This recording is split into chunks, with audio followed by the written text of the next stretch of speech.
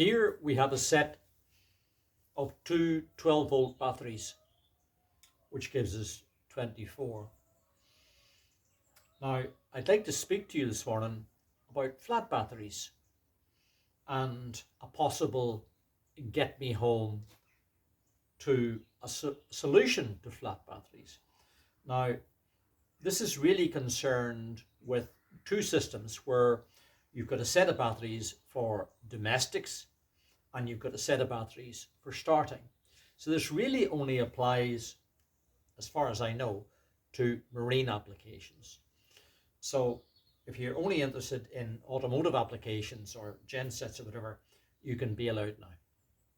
So again, we've got a typical set of batteries here, which we use around the yard. They're abused terribly.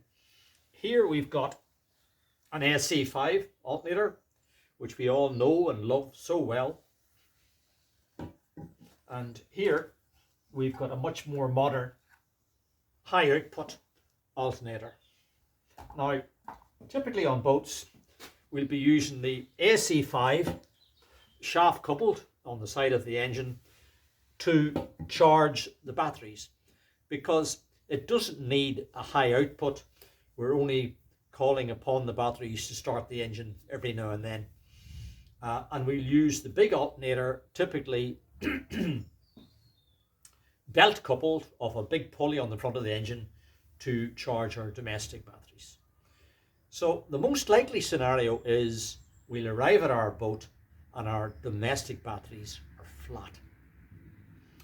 How can we get around this problem? We can start our engine.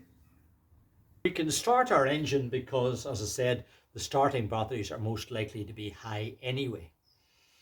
But we find that the big high output alternator won't charge the domestic batteries.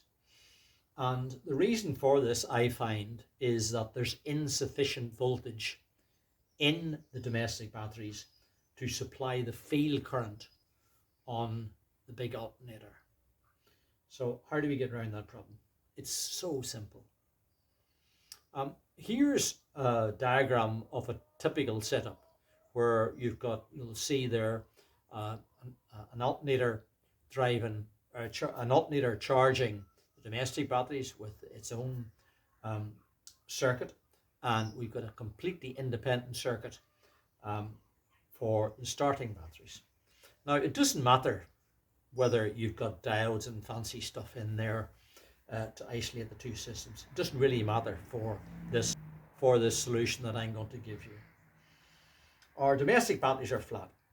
So the first thing we do is we get a piece of light wire, not heavy wire, something like this.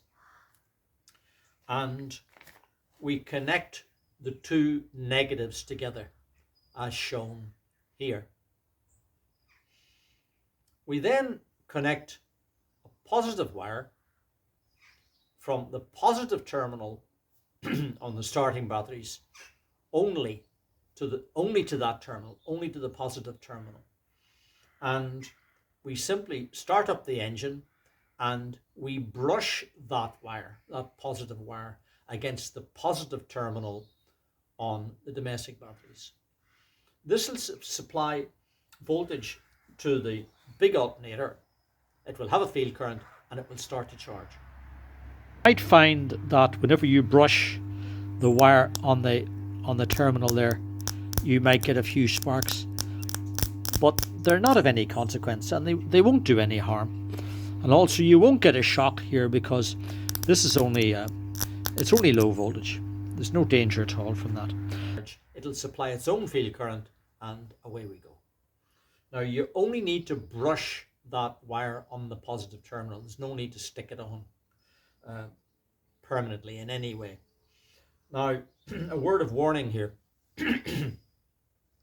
Only have the engine running a few minutes before you do this brushing exercise, because whenever the starting batteries are being charged, they'll produce hydrogen, and hydrogen is explosive.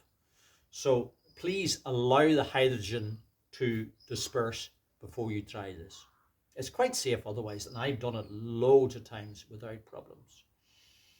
Sometimes the domestic batteries and the starting batteries are quite close together. Other times they're quite separate, so it's not an issue. I can tell you a funny story about this actually. I had in the yard here a big, easygoing, very laid back local lad who was excellent. He was a very nice chap, very good worker. Um, and I had given him the task of charging the batteries, a set of batteries just like these ones. Off he went and did the job, and maybe a couple of hours later, he came back into my where I was working in the office, and he said to me, "Joe, I think there's a problem with these batteries." So I followed him out, and it was quite obvious what had happened.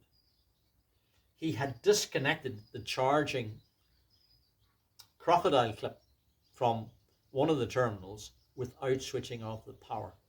The whole top of both batteries was completely blown up. Joe, a problem with the batteries, they were completely destroyed. He was very laid back.